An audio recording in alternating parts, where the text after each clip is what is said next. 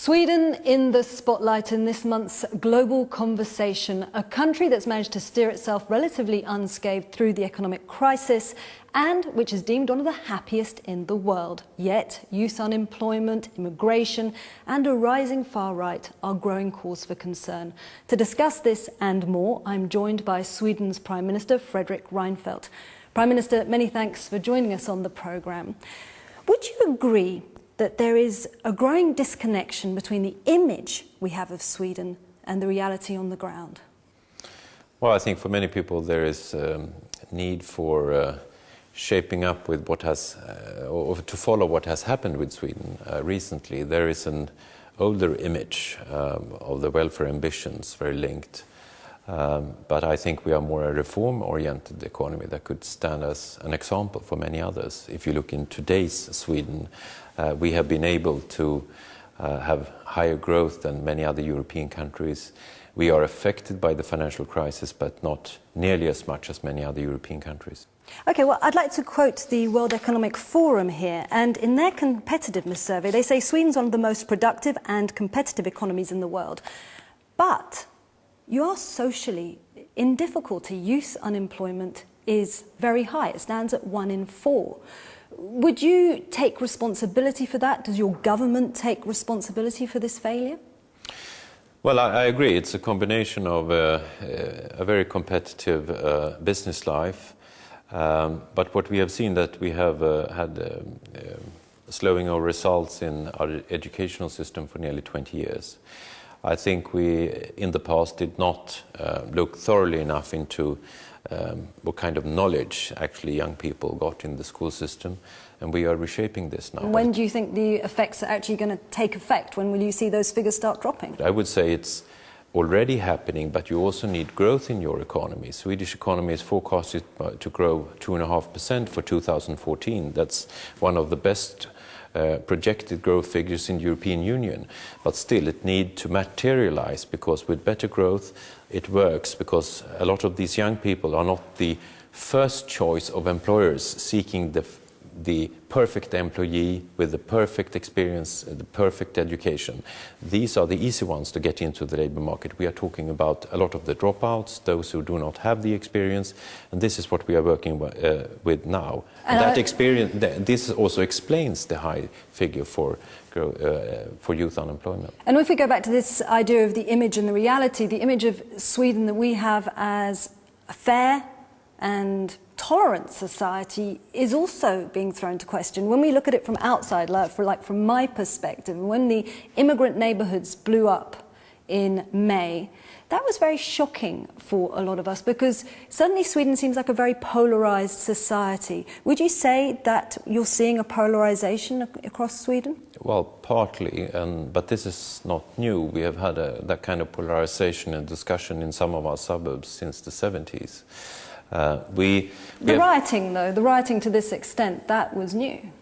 Well, what we see is a small group of young men without jobs, very often related to criminal activities, also drug trafficking, and a lot of them believe in using violence against others, against police, against firefighters, and of course they're in themselves problematic, but you should also see that throughout these riots, 90–95% of the population living there reacted towards these young men, saying, don't destroy our neighborhood, don't destroy this suburb. But some people are saying that the Swedish model is actually being pushed to its limits now. There's a very high level of ethnic mix in Sweden. I think it stands at about 15%.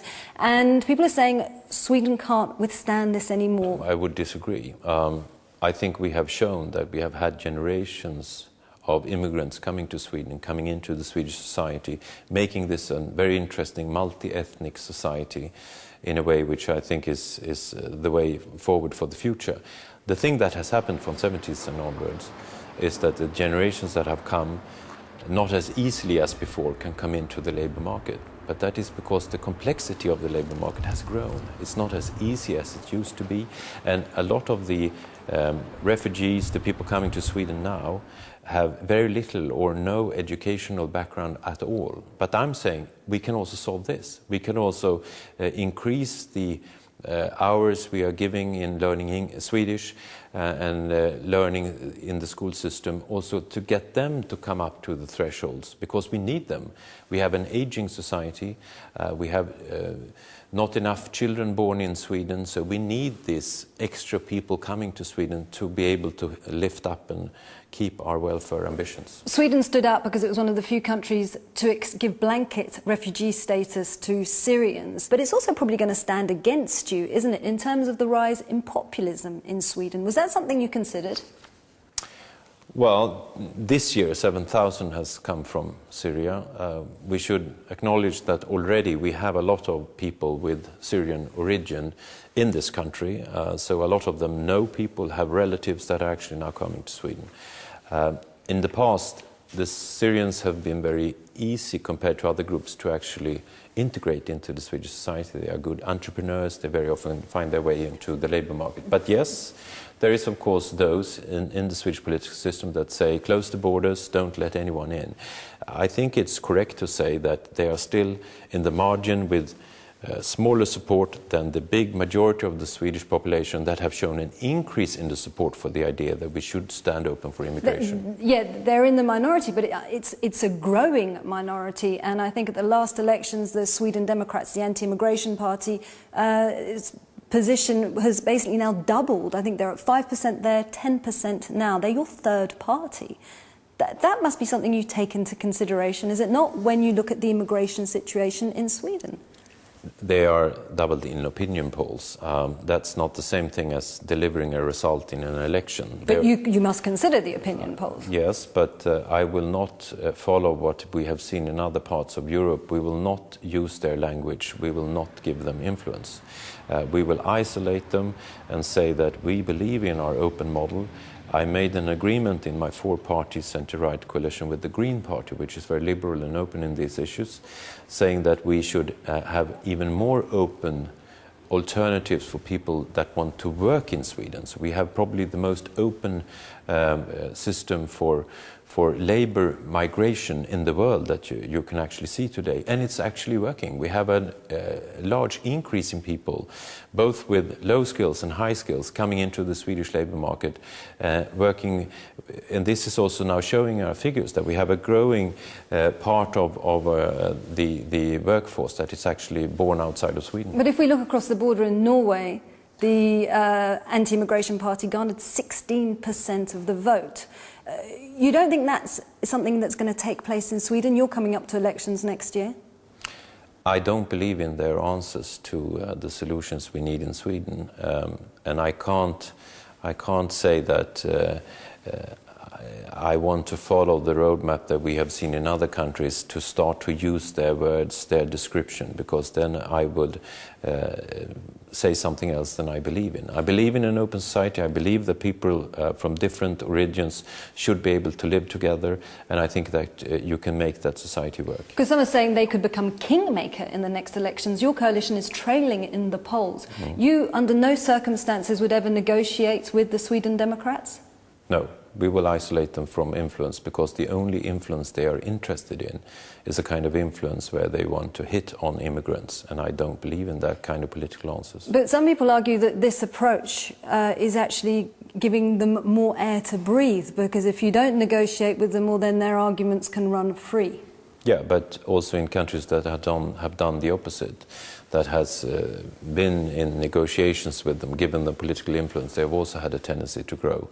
So it more reflects the nervousness in our time when you are confronted with change, when you are confronted with also the fact that it's not only linked to immigrants, it's also part of Sweden where they believe that the future is not here, it's somewhere else. It's also the kind of populism saying that all the political leaders are crooks and they do not want anything good out of life. They are the force that gathers all of these people that are discontent, that dislikes Sweden, dislikes politicians. As I was saying, your coalition at the moment, and you say you don't necessarily look at the polls, but is trailing in the polls at the moment. Your name's being mentioned more frequently in terms of of a possible European Commission president. Those elections are coming up in May 2014. Is that a position that interests you? No, I'm standing against to try to win a third election, and that's in September of next year. I should also be clear that last mandate period, my coalition were behind 44 out of 48 months, and we still got ahead when we came to election day. It's not the same thing what you can see in our opinion poll, what you could actually achieve on election day. So you wouldn't stand for Commission President? You're not interested in becoming the future European Commission President? No, I'm standing as trying to win a third election in September, so that's not possible to combine. If we look then at Europe and what's going on in Europe, now you've streamlined the government in Sweden, the running of society. If you look at the European apparatus, do you not think it's time that the EU started practicing what it was preaching? I believe that Europe should be strong when we need Europe, but there is absolutely a tendency for more bureaucracy, more centralization of decision-making to Brussels, which actually have no big support outside of Brussels when you look through Europe, and this is also true for Sweden. So more focusing on efficiency, more focusing on streamlining would be good. That's not saying that we do not get a Europe that is strong where we need it. You can combine these two. Do you get frustrated when you look from your vantage point and you see Southern European countries taking maybe more time than is necessary to put essential reforms into place? Well, I've been to Southern Europe. I was myself in Portugal in the spring. I've been discussing with my colleagues in Southern Europe. I have the deepest respect for what they are doing. I follow also the protests. But do you find it frustrating when... Well, I think they've done a lot. I think now Spain has come quite far with the reforms. The unit cost for labor is shrinking. Both in Spain, you also see this in Greece. There is an increase in need of reforms in Italy, but it's a political tough situation for the Letta government. So I think they've actually done a lot. The frustrating thing with Europe at the moment is that the world economy is reshaping and we are not really competitive in the new situation. So if things are improving slowly, would you say the austerity measures were a success? A recent poll showed that most Europeans thought they'd failed. Yes, because their feeling is that it has been hurting them socially and also their economy. But you'd align yourself with Germany? I would absolutely say that you need public finances in good order. You need to have good order in public finances, and you need to do other things, structural reforms, to increase your competitiveness when it comes to research and development, labor market flexibility. So I definitely believe that the combination of austerity measures and shrinking unit labor costs that has been done is a good combination for increasing your competitiveness. And for example, the Greeks that have been, on the streets pretty much on a daily basis, you must appreciate their perspective though. Absolutely, that's what I say.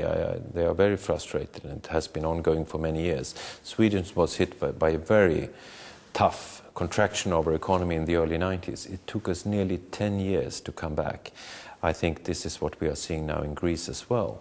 So I understand their frustration, but they have also done a lot on the reforms, but their debt level is still very high, so it's still a fragile situation when you look at Greece. I think the word frustration is actually probably a very good word when we look at the situation in Europe as a whole. And if we look at Britain, there's a lot of frustration there with Europe, and we see the potential of a referendum. How do you feel about countries opting out of the EU?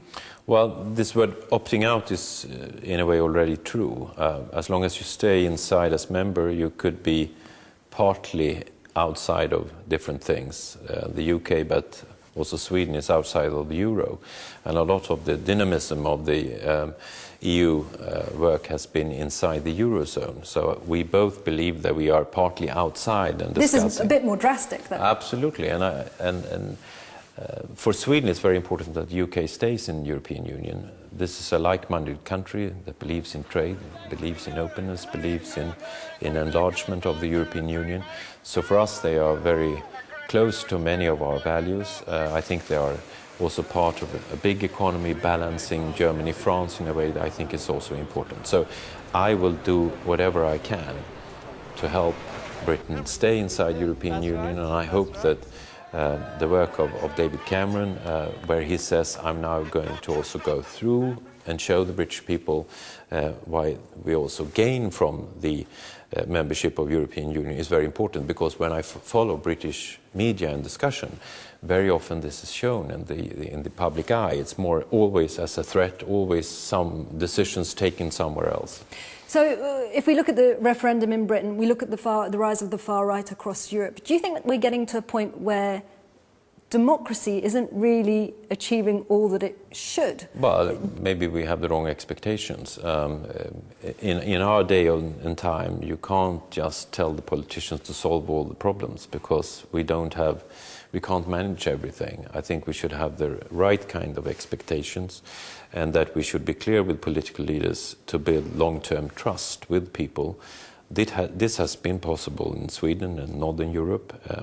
You see less of this in southern parts. It's very, very hard to gain trust once you have lost it. And if you lose trust with the people, then you will see a new kind of dynamism that will see growing populism, extremists.